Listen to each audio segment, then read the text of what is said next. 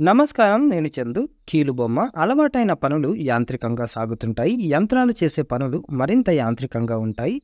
యంత్రం మనిషి జీవనంలో ప్రవేశించిన తర్వాత మనిషి సున్నిత భావాలు తగ్గిపోయాయి.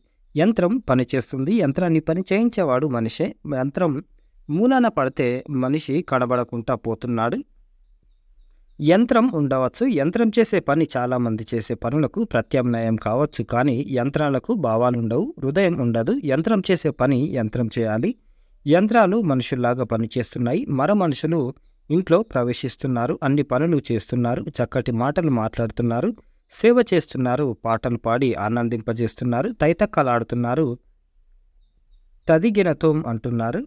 దేవుడి చేతిలో కీలుబొమ్మే మనిషి. ఆయన ఎలా ఆడిస్తే అలా ఆడుతుండాలి. జగన్నాటక సూత్రధారి వెనుక ఉండి ఆడిస్తాడు. మనం ఆడాలి అంతే మానవ జీవితం అంటారు వేదాంతులు. ఉపనిషత్తులు అదే విషయం చెప్తున్నాయి.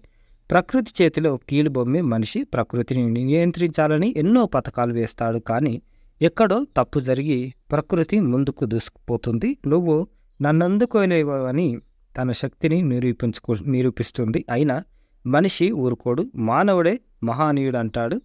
ప్రయత్నం వదలడు. జీవితాన్ని సుఖవంతం చేసుకోవాలని చూస్తాడు. ఆకాశానికి నిచ్చెనలు వేస్తాడు. దైవం చేతిలో కీలుబొమ్మే అయినా మరబొమ్మలా ఉండడు మనిషి. జడ పదార్థంలో ఉండడు. చైతన్యం కలిగి ఉంటాడు. ఎత్తుకు పై ఎత్తులు వేస్తూనే ఉంటాడు. విశ్వాన్ని నడిపించే దివ్యశక్తి తనలో కూడా ఉందని తెలుసు కనుక భగవంతుడికి ఎదురు వెళతాడు. నువ్వెక్కడున్నావని దైవం ఉనికిని ప్రశ్నిస్తూనే తన యాంత్రికతను, కీలుబొమ్మతనాన్ని వదిలించుకోవాలని చూస్తాడు. ఇంట్లో మరబొమ్మ అంటే రోబో పనిచేస్తుంది. కార్యాలయాల్లో, కార్ఖానాల్లో, పరిశ్రమల్లో పనిచేస్తుంది. మనిషి అని ఈ కీలుబొమ్మ విశ్వవేదిక మీద దైవం ఆడించే నాటకంలో పాత్రధారిగా ఆడుతుంది. యంత్రానికి స్వేచ్ఛ లేదు. మనిషి చెప్పినట్లు ఆడాలి. నరుడికి స్వేచ్ఛ ఉంది. ఇచ్ఛాశక్తి. భగవంతుడు దయామయుడు. గోవులకు తాడు కట్టి వదిలినట్లు మన పరిధుల్లో మనం వ్యవహరిస్తూనే విశ్వ దివ్యత్వానికి కట్టుబడి ఉంటాం. ప్రేమ, దయ, క్షమ, కరుణ అనే గుణాలకు స్పందిస్తూనే జీవితం సాగిస్తుంటాం. మరబొమ్మ అనుకోకుండా చేసే తప్పులు కూడా కీలుబొమ్మ కారణంగా చేసినవే. కీలుబొమ్మలు మానవత్వం మరిచి తప్పులు చేస్తున్నాయి. మరబొమ్మలు అలా చేయవు. వాటి పరిధుల్లో అవి నడుచుకుంటాయి. వాటి నుంచి కీలుబొమ్మలైన మనుషులు నేర్చుకోవాలి.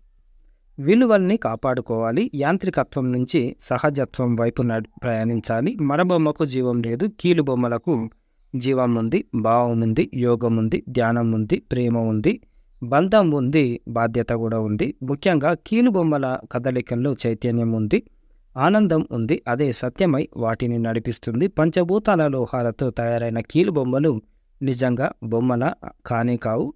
విశ్వాలయ మంటపాన్ని నిత్యం మోసే భువనశిల్పి చెక్కిన అందమైన భావనలు అని ఆనందసాయి స్వామి గారు రాసిన అంతర్యామి ఇది. కీలుబొమ్మ మనమే కీలుబొమ్మలం. గుర్తుపెట్టుకోవాలి.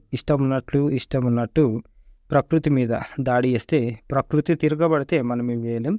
ఇది ఈరోజుకు సంబంధించిన ఆర్టికల్. లైక్ చేయండి, షేర్ చేయండి, సబ్స్క్రైబ్ చేయండి. Thank you. ధన్యవాదాలు.